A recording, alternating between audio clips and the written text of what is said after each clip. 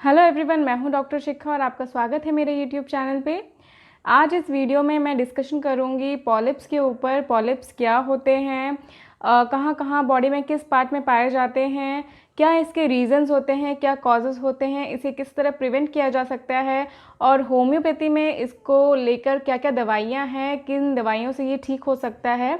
तो इन सब चीज़ों से पहले आप मेरे चैनल को सब्सक्राइब कर लीजिए अगर आप मेरे चैनल पर नए हैं, ताकि ऐसी और इन्फॉर्मेटिव वीडियोस के कंटेंट जो हैं वो आपको टाइम टू टाइम मिलते रहे।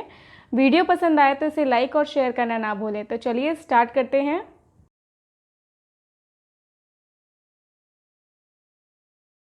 पॉलिप्स जो होते हैं एक एबनॉर्मल ग्रोथ होती है हमारे म्यूकस मेम्ब्रेन में, जिसकी शेप जो होती है वो राउंड हो सकती है या मशरूम टाइप का हो सकता है, जिसमें कि नीचे से स्टॉक और ऊपर से राउंड शेप का ये हो सकता है।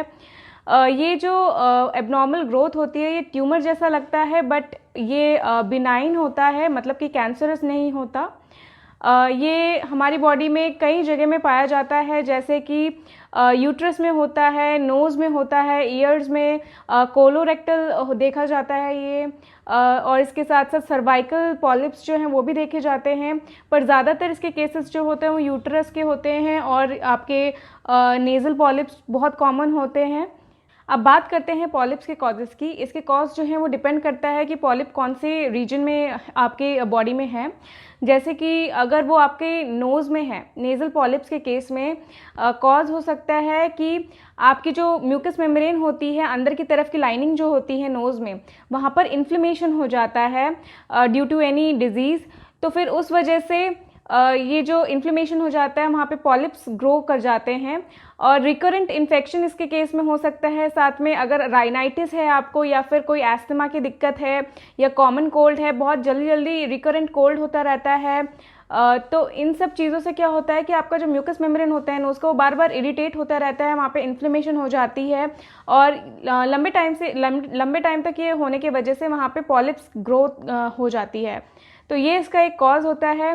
ऐसे ही अगर हम यूट्राइन पॉलिप्स की या सर्वाइकल पॉलिप्स की बात करें तो फिर ये उन केसेस में ज़्यादा होता है जो वुमेन जो 40 इयर्स प्लस होती हैं, जिनका ब्लड प्रेशर बहुत ज़्यादा होता है, साथ में वो ओवरवेट होती है, उनमें भी ये ज़्यादा देखा जाता है। और जो वुमेन जिनमें हार्मोनल चेंजेस की दिक्कत होती है उस केस में ये जो यूट्राइन पॉलिप्स सर्वाइकल पॉलिप्स होते हैं वो ज़्यादातर देखे जाते हैं। अब बात करते हैं कोलोरेक्टल पॉलिप्स की। कोलोरेक्टल पॉलिप्स यानी कि अगर आपका पॉलिप जो है वो कोलॉन में हो जाए, यानी कि जो आंत होती है, इंटेस्टाइन्स होते हैं, अगर वहाँ पर पॉलिप ग्रोथ हो जाए, या फिर रेक्टम के एरिया में पॉलिप ग्रोथ हो जाए, तो इसको कोलोरेक्टल पॉलिप बोलते हैं। और ये कुछ कॉजेज़ की वजह से हो सकता है, जैसे कि अगर आपका खान पान सही नहीं है, आप हाई फैटी फूड ले रहे हैं, ऑयल बहुत ज़्यादा ले रहे हैं, फाइबर अपनी फूड में बहुत ज़्यादा कम लेते हैं, उस वजह से ये एक रीज़न हो सकता है। इसके अलावा ओबीज़ हैं अगर आप, तो ये भी एक रीज़न हो सकता है। अगर आप बहुत ज़्यादा स्मोकिंग कर रहे हैं, ये भी एक कारण हो सकता है पॉलिप ग्रोथ होने का। ऐसे ही अगर आपका जो पॉलिप है वो लैरिंग्स एरिया, यानी कि जो थ्रोट एरिया, वोकल एरिया होता है, वहाँ पर अगर पॉलिप हो जाए, जो कि बहुत कॉमन साइट होती है पॉलिप की, तो इसके कॉज हो सकते हैं अगर आप बहुत ज़्यादा ओवर यूज़ कर रहे हैं अपने वॉइस को, या फिर बहुत मिसयूज़ कर रहे हैं वॉइस को। Over use in for example अगर आप सिंगिंग करते हैं तो उस केस में ओवर यूज़ की वजह से वहाँ की जो म्यूकस मेम्ब्रेन होता है वो इरिटेट हो जाती है, इन्फ्लेमेशन होने के कारण वहाँ पे पॉलिप्स ग्रोथ कर जाते हैं। इसके अलावा एसिड रिफ्लेक्स भी एक कारण हो सकता है। अगर आपको एसिडिटी बहुत ज़्यादा होती है, एसिड जो है गले में आ जाता है, जिसकी वजह से इन्फ्लेमेशन हो जाती है थ्रोट की, तो फिर उस केस में भी पॉलिप ग्रोथ जो है वो देखी जा सकती है। अब बात करते हैं इसके कुछ सिम्टम्स की।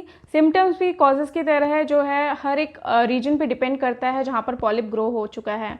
तो सबसे पहले बात करेंगे हम नेज़ल पॉलिप्स की। अगर आपके नोज़ में पॉलिप्स हैं तो उसके क्या सिम्टम्स हो सकते हैं।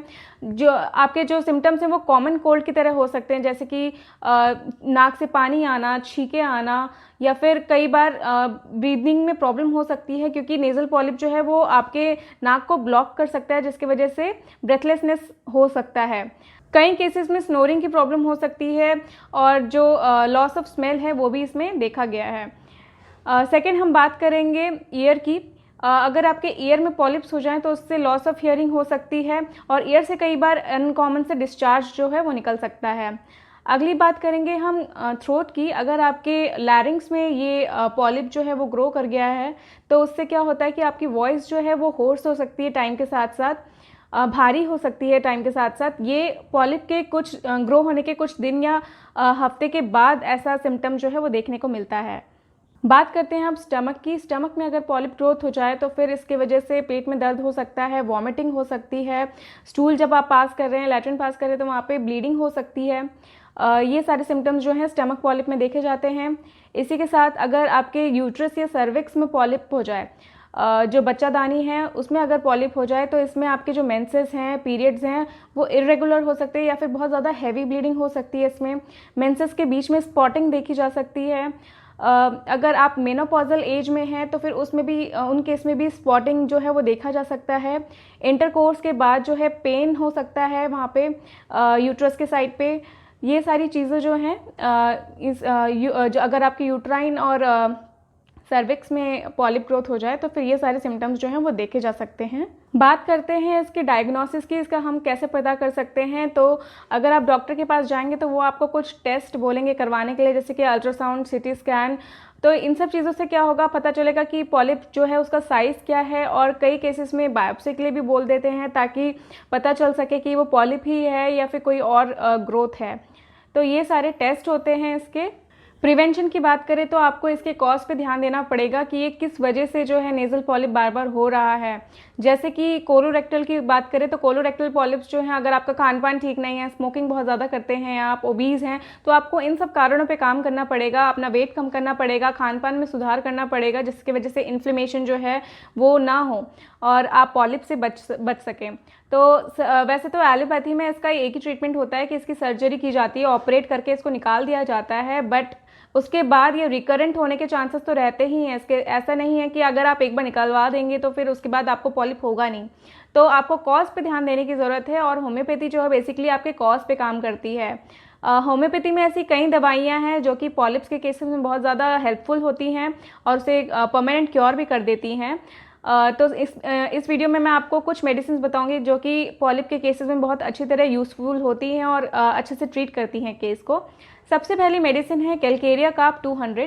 कैलकेरिया कार्ब 200 जो है ये मेडिसिन जो पॉलिप अगर आपके यूट्रस में है, ईयर में है या फिर नाक में है तो उन पे बहुत अच्छा काम करती है। पॉलिप्स जो हैं वो ईजिली ब्लीड कर जाते हैं, ब्लीडिंग हो जाती है उसमें से। ये जो पेशेंट होते हैं कैलकेरिया कार्ब के, ये थोड़े फ्लैबी होते हैं एज ए पर्सनैलिटी, उनकी बॉडी थोड़ी फ्लैबी साइड पे होती है। इनको बहुत ज़्यादा ग्रेट सेंसिटिवनेस रहती है कोल्ड के लिए, बहुत जल्दी इनको ठंडा जो है वो लग जाता है। अगर कभी मौसम चेंज होता है, ठंड होती है, तो फिर बहुत जल्दी ये बीमार पड़ जाते हैं ठंड की वजह से। तो ऐसे केसेस में, ऐसे पेशेंट्स में कैलकेरिया कार्ब 200 आपने ये एक डोज लेनी है। इसकी एक डोज आप वीकली लेंगे, एक हफ्ते में एक डोज लेंगे इसकी, सुबह खाली पेट। नेक्स्ट जो मेडिसिन है वो है फॉर्मिका। फॉर्मिका रूफा जो है ये चींटियों से बनती है ये दवाई, और बेसिकली ये जो दवाई है आपके पॉलिप्स अगर ईयर में है या फिर नोज़ में है उनमें बहुत अच्छा काम करती है। स्पेशली अगर राइट साइडेड हो, राइट साइड के नोस्ट्रिल में अगर पॉलिप हो या राइट ईयर में पॉलिप हो तो फिर ये मेडिसिन बहुत अच्छा काम करती है। ये पॉलिप की ग्रोथ को जो है कम करती है और साइज़ जो है उसका धीरे धीरे कम करती है। तो ये इसका काम होता है। जो ऐसे पेशेंट्स होते हैं उनके सिम्टम्स जो होते हैं वो ठंड में या फिर डैम्प वेदर है उसमें ये बढ़ जाएंगे इनके सिम्टम्स, और जो इनकी प्रॉब्लम्स है वो वार्मथ से, गर्माहट से कम होती हैं। तो ऐसे केस में आपको फॉर्मिका रूफा 30 की डोज में दिन में 3 बार लेनी है, 2-2 बूंदे करके। अगली मेडिसिन है लेमना माइनर। लेमना माइनर जो होता है बेसिकली आपके जो नोज़ के सिम्टम्स होते हैं वो बहुत अच्छी तरह क्योर करता है। नोज़ पे इसका एक्शन बहुत अच्छा होता है। अगर आपको नेज़ल पॉलिप है, इसके साथ साथ बार बार राइनाइटिस की दिक्कत होती है, एक अजीब सी स्मेल होती है आपके नोज़ में, इसके अलावा अगर पोस्ट नेज़ल डिस्चार्ज है यानी कि पीछे की तरफ, अगर नाक के पीछे की तरफ पानी गिरता हो और आपके जो नेज़ल पॉलिप की वजह से ऑब्स्ट्रक्शन हो जाता है नोज़ में, तो फिर ये मेडिसिन क्या करती है, आपकी इन्फ्लेमेशन को कम करती है, नेज़ल पॉलिप के साइज़ को थोड़ी धीरे धीरे कम करती है और आपकी ब्रीदिंग में थोड़ा आपको रिलीफ करवाती है। ये सारे सिम्टम्स हो, अगर आपके सिम्टम रेनी सीजन में बहुत ज़्यादा बढ़ जाते हो तो ऐसे केसेस में आप ये लेमना माइनर जो है इसका मदर टिंचर करके ले सकते हैं। इसकी 5-5 बूंदे आपने आधे कप पानी में दिन में 3 बार लेनी है। अगली मेडिसिन है ट्यूक्रियम। ये भी मेडिसिन जो है बहुत अच्छा काम करती है पॉलिप्स के ऊपर। अगर आपको नेज़ल पॉलिप्स है या फिर आपको रेक्टम की तरफ पॉलिप है या फिर वेजाइनल पॉलिप्स है तो उनमें ये बहुत अच्छा काम करेगी। इसकी कुछ डोज ही काफ़ी होती है कुछ केसेस को क्योर करने के लिए, अगर आपके सिम्टम्स जो हैं इससे मैच करते हों। जो पॉलिप होता है वो बहुत ज़्यादा सॉफ्ट होता है, कंसिस्टेंसी में जेली टाइप का होता है। इसके अलावा पेशेंट को बहुत ज़्यादा स्नीजिंग की दिक्कत होती है, नेज़ल डिस्चार्ज में उसमें बहुत ज़्यादा देखा जाता है। तो ऐसे केसेस में आपने ट्यूक्रियम 200 की एक डोज जो है वो वीकली लेनी है। इसे भी आपने सुबह खाली पेट लेना है और हफ्ते में एक बार लेना है। अगली मेडिसिन है थूजा 30। थूजा 30 जो है ये क्रोनिक केसेस में बहुत अच्छा काम करती है। अगर आपको पॉलिप्स की दिक्कत जो है वो बहुत टाइम से है, रिकरेंट जा रहा है और आपको किसी दवाई से रिलीफ नहीं मिल पा रहा है, तो आप थूजा 30 ले सकते हैं। ये जो पेशेंट होते हैं इनमें लेफ़्ट साइडेड जो है वो ज़्यादा इफेक्टेड होती है। अगर आपको यूट्रस में पॉलिप है या फिर ईयर में पॉलिप है, कान में, तो फिर वहाँ पर ये बहुत अच्छा एक्शन होता है इसका। थूजा तो जो है बेसिकली आउटग्रोथ जो भी होती है बॉडी में उस पर उसका एक्शन बहुत अच्छा होता है। और पेशेंट की स्किन जो होती है वो जनरली बहुत ज़्यादा ड्राई होती है, फ्लेकी होती है। तो ऐसे केसेस में आप थूजा 30 की 2-2 बूंद करके दिन में 3 बार ले सकते हैं। तो ये था मेरा एक छोटा सा वीडियो जिसमें मैंने आपको पॉलिप्स के बारे में बताया। तरह तरह के पॉलिप्स होते हैं हमारी बॉडी में और इसके ट्रीटमेंट के बारे में बताया। होम्योपैथी में बहुत सारी मेडिसिन हैं जो कि इसको ट्रीट कर सकते हैं, जो कि हर पेशेंट के सिम्टम्स के हिसाब से दी जाती है। तो अगर आपको इनमें से कोई मेडिसिन मैच नहीं कर रही है या आपके सिम्टम्स के हिसाब से नहीं है, तो आप अपने आसपास किसी भी होम्योपैथ के पास जाके अपने सिम्टम्स के अकॉर्डिंगली मेडिसिन जो हैं वो ले सकते हैं, आपको ज़रूर रिलीफ मिलेगा। तो चलिए मिलती हूँ आपसे अगली वीडियो में और इन्फॉर्मेटिव कंटेंट के साथ। Till then goodbye, stay healthy, stay aware.